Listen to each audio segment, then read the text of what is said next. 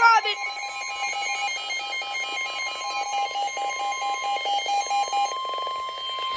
The National Weather Service in Melbourne has issued a severe thunderstorm warning for southern Osceola County in east central Florida until 8:15 p.m. Eastern Daylight Time.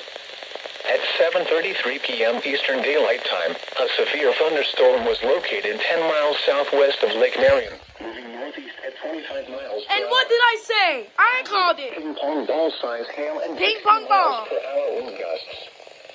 Source: radar indicated. Impact: people and animals outdoors will be injured.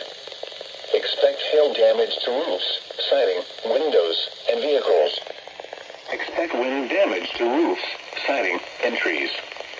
Locations impacted include Lake Kissimmee, Lake Marion, Keensville, and Forever, Florida. For your protection, move to an interior room on the lowest floor of a building. The storm is producing large hail. Yep. Seek shelter now inside a sturdy structure and stay away from windows. Ship.